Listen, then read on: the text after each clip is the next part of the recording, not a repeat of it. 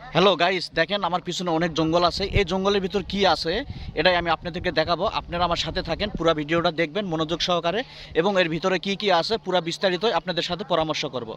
সারা জীবন আমরা শুনে আসছি যে গোবরেও পদ্ম ফুল ফোটে।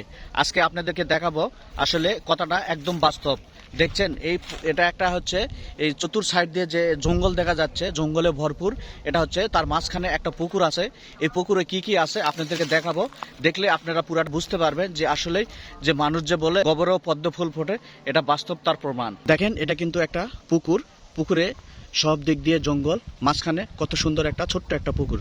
পুকুরের মাঝে অনেক কচুরিপানা, পুকুরের সাইড দিয়ে অনেক বাড়ি আছে, এখানে যে সকল ঘাসপালা আছে অনেক কিছুই। এই পুকুরের মধ্যে যে পদ্ম ফুলের কথা বলতেছি, আসলে যে মানুষ যে বলে যে গোবরেও পদ্ম ফুল ফোটে, দেখেন সাইড দিয়ে কত ঝড় জঙ্গল। মানুষ কিন্তু এটা কখনোই ভাববো না যে এর ভিতর এত সুন্দর একটা পুকুর আছে। এই পুকুরের মধ্যে কত সুন্দর সুন্দর লাল শাপলা ফুলের কলি। এটা এখনো ওইরকম ভাবে বড় হয় নাই, তো এখন যেভাবে ফুটে আছে, যদি কলিটা মোটামুটি যখন ভরপুরভাবে পুরাটা ফুটে যাবে, তখন কিন্তু পুকুরটা অনেক দেখতে সুন্দর লাগবে। আসলেই যে মানুষ যে এটা এই পুকুরটা দেখলে তার বাস্তব তার প্রমাণ পাবেন।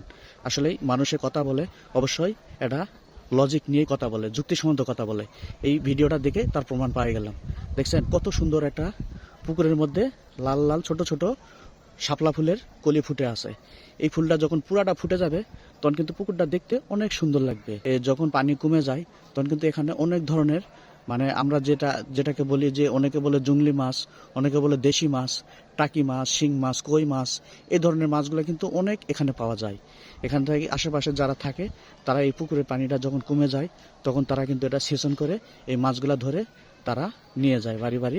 আবার অনেকে দেখা যায়, এখন তো দুপুর টাইম, এই সময় দেখা যাবে না, অনেকে বৈকালবেলা করে এই পুকুরে আসে বড়শি দিয়ে মাছ ধরে। বড়শি দিয়ে মাছ ধরলে, বড়শি ফালালেও বড়শি দিয়ে অনেক টাকি মাছ, কই মাছ, অনেক ধরনের মাছই পাওয়া যায়। সবাইকে অনেক অনেক ধন্যবাদ পুরো ভিডিওটা দেখার জন্য এবং সাথে থাকার জন্য। আগামী আবারও নেক্সট কোনো ব্লগ ভিডিওতে আসবো। আল্লাহ হাফেজ।